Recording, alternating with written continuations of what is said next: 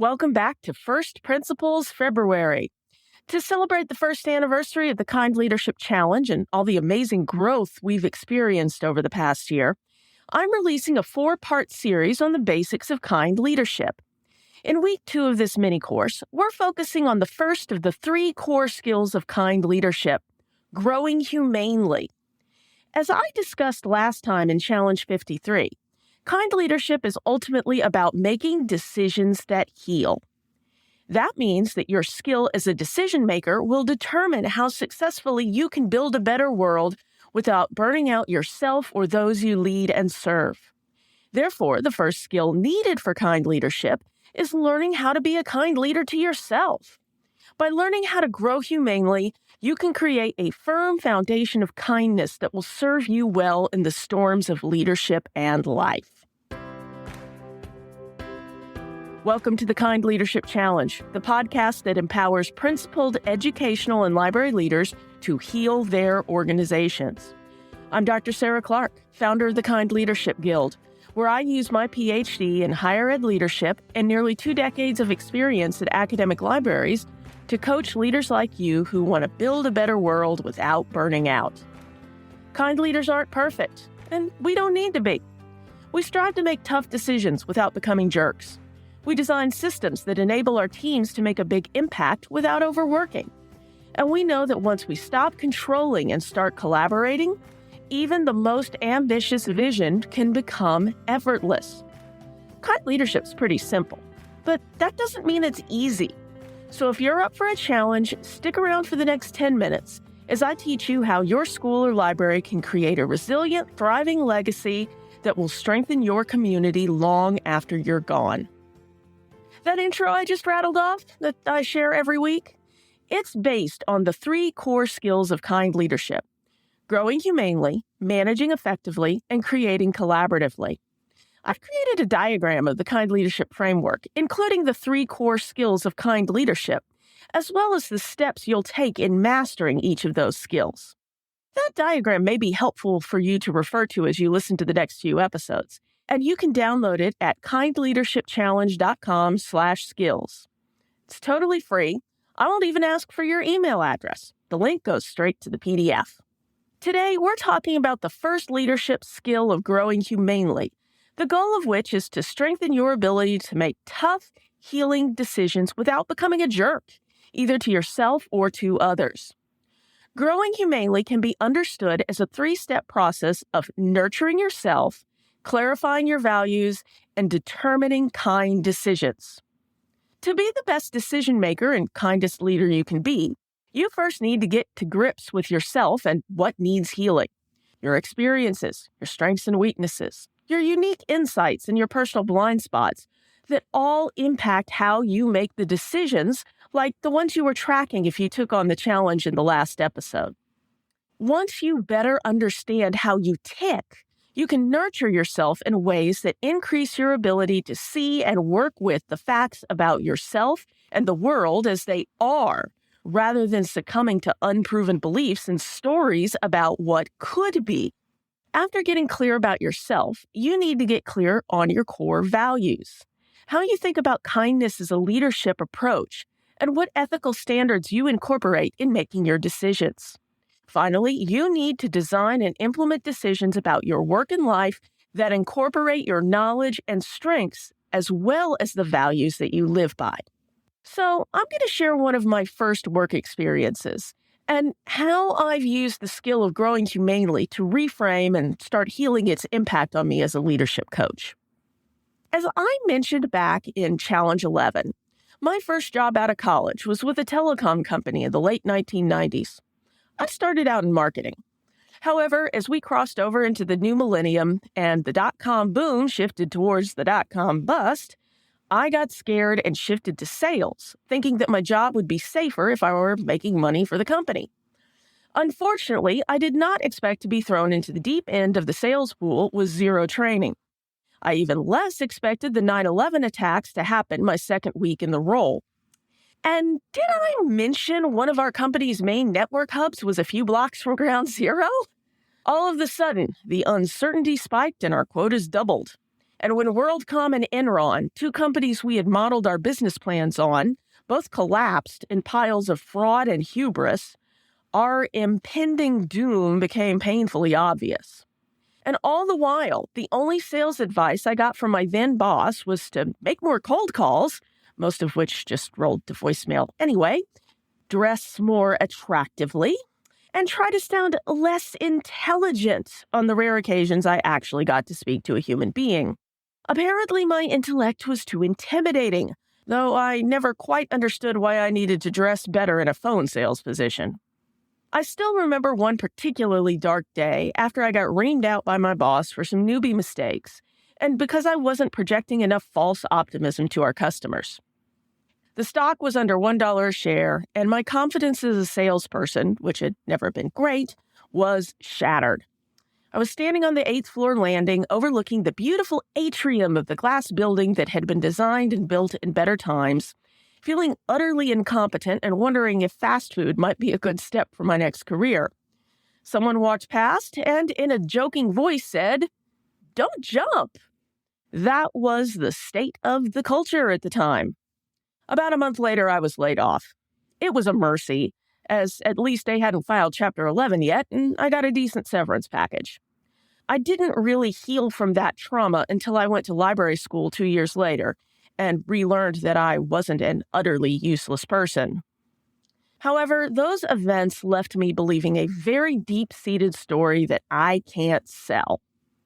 As mental blocks for an aspiring leadership coach go, that's a pretty rough one. So how am I using the skill of growing humanely to heal from my past and make kinder decisions around selling my wares? Well, the first step of growing humanely is nurturing yourself.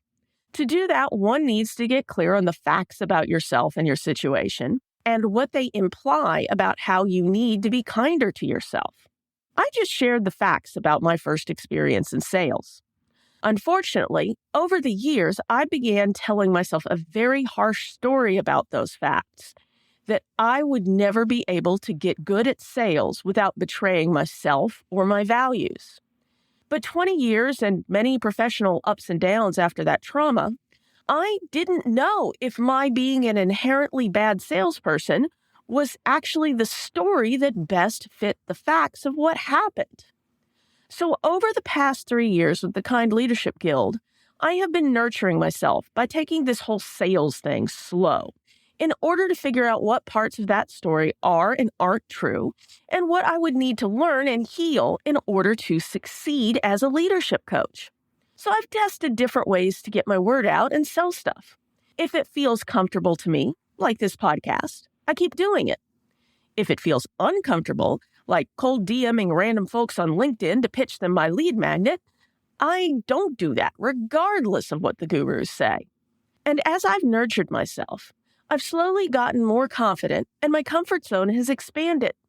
I won't ever DM you out of the blue, but if you hit like on an episode of mine on the socials, I might reach out to find out what you found helpful and see if you want more of what I have to offer. So, once you've figured out how to nurture yourself, it's time to connect with your core values.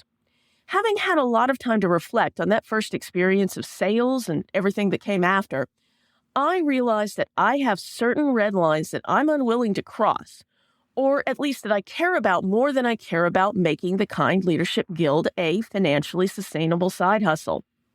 Those values include being at least a version of my smart, slightly intimidating self, selling with the least amount of pressure and the highest amount of honesty possible, and not taking big risks with money in the quest for a big reward.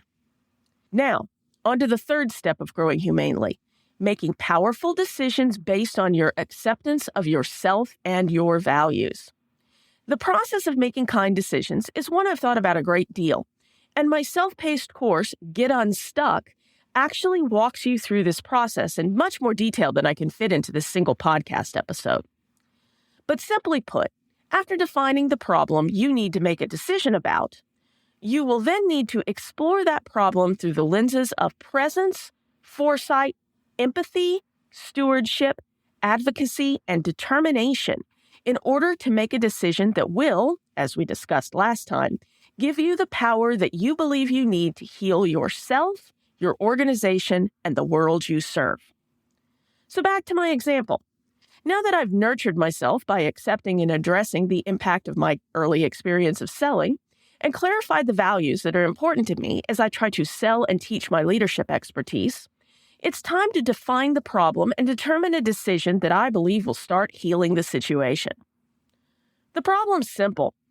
I know that to make the Kind Leadership Guild sustainable, I need folks like you to pay money to become kinder leaders. However, I have a deep-seated belief that I stink at selling, at least how I was told to practice it by my first employer. Now, I look at the problem through the lenses of kind leadership decision-making to figure out what I can do to heal this problem, and then do so. By getting present with the opportunities and threats of the situation, I see that if I can change my beliefs around selling by improving my mindset, my skills, or both, I can help you all build a more educated and informed world. However, if I can't get more comfortable with selling, this whole project is just going to be a waste of time and money. The next lens is foresight, or figuring out what an ideal solution to the problem might look like. Well, ideally, I would gain the skills and experience necessary to sell a service I believe in a manner that encourages but doesn't pressure you to make an affordable investment of time and money to become a kinder leader. Third up is empathy, or understanding what are the most helpful things I can offer to you in order to help you become the kind leaders you want to become. This one's an ongoing process of conversations and questions with all of you, especially in the Kind Leadership Challenge community.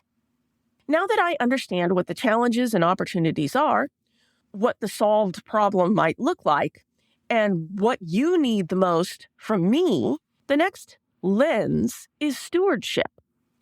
Or more specifically, how can I sell and deliver in a manner that most effectively uses my limited time and money? Then comes advocacy, which in this case is getting the support I need from other people to sharpen my sales skills, be that training, research, or finding my own sales coach. Finally, taking all that I have learned in the first 5 lenses is determination. I have decided the best way I can figure out how good a salesperson I really am is to gradually try and test new things I learn as I feel comfortable, but to not push either myself or you to do anything that doesn't feel right. It may take me a while to figure out if I really can develop the sales chops to create a sustainable side income from this project, but that's time I have to invest.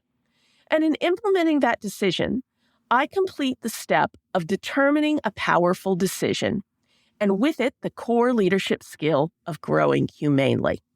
And like the other 2 core skills of kind leadership, growing humanely is a cycle, not a straight line. As I learn more and my understanding of myself, my values, and my problem evolves, I will continue to grow humanely and become a more confident leader, and by extension, a kinder leader in the process. So here's your challenge. Is there something in your past, like my first experience with sales, that's holding you back from achieving your full potential as a leader? If so, use this episode as a template to walk through the steps of growing humanely. And if you really want to dig into the process of determining kind leadership decisions, you can learn more about the Get Unstuck course at the link in the show notes. Thanks for listening and for taking action to become a kinder leader. Do you know someone who needs to hear this week's challenge? If so, open your app or head over to kindleadershipchallenge.com/54 and share this episode with them right now. Never doubt that day by day you're building a better world, even if you can't see it yet. So until next time, stay kind now.